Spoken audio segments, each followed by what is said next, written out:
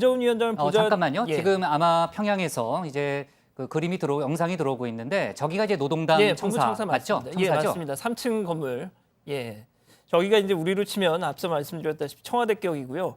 김정은 위원장을 보좌한 우리의 대통령 비서실과 가까운 이른바 3층 서기실이 바로 저 건물에 있는 겁니다. 태용호 전 그 영국 주재 북한공사 그 회고록 3층 서기실에 암호해서 이런 얘기를 했었죠. 당 중앙 청사는 중앙당의 일꾼들도 마음대로 접근할 수 없는 완전한 금지 구역이다. 그리고 그만큼 북한이요 당 중심의 사회잖아요. 그렇습니다. 네. 그러니까 지금 어떤 설명까지 나오냐면 첫 정상회담을 저렇게 노동당 본부 청사에서 했다는 것은 어떻게 보면 정상회담의 공식적인 성격이 더 커졌고 또 북한이 정상국가로 한 걸음 더 다가가겠다는 그런 의지를 표출한 것이다. 이런 해석도 나오고 있는데 뭐가 됐든 남북 정상회담이 저 공간에서 펼쳐진 것은 이번이 처음입니다. 네, 지금 보고 계신 노동당사의 모습은 조금 전에 이제 오후 3시 45분부터 1차 남북 정상회담이 시작이 됐고 이제 끝났는데 그 오늘 찍은 이제 노동당사의 모습을 보시고 계시고요. 그 두 정상이 이제 문재인 대통령이 방명록을 작성하고 그다음에 이제 회담으로 이어졌는데 아마 방명록과 관련된 영상도 잠시 후에 방명록을 쓰는 모습도 이제 들어올 예정이라고 하는데 이제 영상이 들어오면은 좀 추가적으로 저희가 얘기를 하는 걸로 하고요.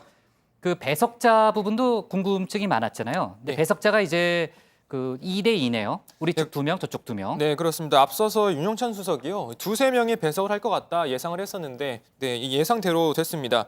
이 정의용 안보실장과요. 서훈 국정원장이 우리 측 배석자였고요. 이 북측에서는 김여정 그리고 또 이 김영철 이렇게 두 사람이 배석을 했습니다. 4.27 남북 정상회담 때와 비교를 해보면 임종석 비서실장이 우리 측 배석자였는데 이번에는 임종석 실장 대신에 정의용 실장이 배석을 했었습니다. 네, 그동안 이 배석자 명단이 공개가 되지 않으면서 과연 누가 배석을 할 것이냐를 두고 언론에서든 많은 관심이 있었는데 왜냐하면 당시 논의를 하는 안건에 따라서 배석자가 달라질 수 있기 때문이었는데요. 그래서 당초 밀각에서는 강경화 외교부 장관이나 조명균 통일부 장관이 참석을 하지 않겠느냐라는 관측이 나왔지만 결과적으로는 서훈 국정원장과 정의용 안보실장이 정상회담 배석자로 참석을 했습니다. 근데 아무래도 이 정의용 실장 같은 경우에는 미국을 계속 왔다 갔다 하면서 비핵화 관련한 미국의 입장을 가장 잘 아는 당사자이잖아요. 그럼요. 뿐만 아니라 비핵화 그 협상 중추인 만큼 배석을 한 걸로 보이고 이 밖에도 앞서 대북 특사단으로 이미 한 차례 북한을 다녀왔기 때문에 김정은 위원장과도 소통하기에 용이하다라는 측면이 고려가 된 것 같습니다. 2번 갔다 오지 않았어요? 네. 정의용 실장이? 두 번이요. 2번 갔다 네. 왔죠? 네. 제가 노동당 본부청사에 대해서 조금만 더 설명을 드리겠습니다. 네. 지금 어, 김정은 위원장의 모습인데요. 본부청사에서 맞이하는 것 같은데요. 네, 문재인 대통령이 지금 백화원 영빈관에서 출발해서 이제 본부청사에 도착하는 장면이 들어왔습니다. 지금 두 정상이 다시 손을 맞잡고 노동당 청사를 지금 둘러보면서 예. 문재인 대통령이 뭐라고 얘기를 했네요. 상당히 웅장하다 이런 정도의 얘기를 하지 않았을까 일단 추정이 되고요. 정확한 발언 내용은 잠시 후에 저희가 이제 확인이 될 겁니다. 지금 두 정상이 노동당 청사 안에서 이제 기념 촬영을 하고 있죠.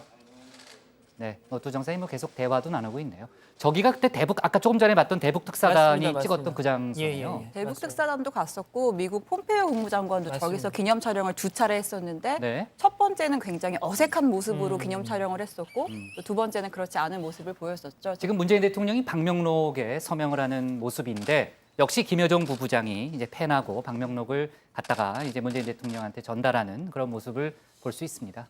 뭐라고 쓰는지 이렇게 카메라에 좀 잡혔으면 저기 좋겠는데요. 눈 좋은 사람이 좀 봐봐요. 예. 이 각도에서 보이나요? 전 잘 안 보여가지고. 저도 네. 노안이 와서 네.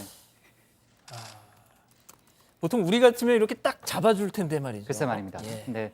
아마 그 내용이 잠시 후에 저희가 좀 확인할 수는 있을 거예요. 그러니까 예전에 처음에 이제 문재인 대통령이 도착해서 이제 김정은 위원장하고 어떤 대화를 나눴는지 조금 전에 이제 기념 촬영할 때도 뭐라고 주고 받았잖아요. 보일 것 같기도 한데 최 반장이 좀 그 지나갔습니다. 4.27 판문점 정상회담 때는 김정은 위원장이 방명록을 썼었는데 그 당시의 문구가 새로운 역사는 이제부터 평화의 시대 역사의 출발점에서였잖아요. 그렇습니다. 네, 맞아요. 근데 오늘 처음 영빈관에서 인사를 나눌 때 문 대통령이 이제는 출발이 아니라 결실을 맺자 이런 얘기를 했으니까 뭐 아무래도 방명록에 그런 메시지를 또 담지 않았을까 네, 싶습니다. 저희가 영상을 있습니다. 나오네요.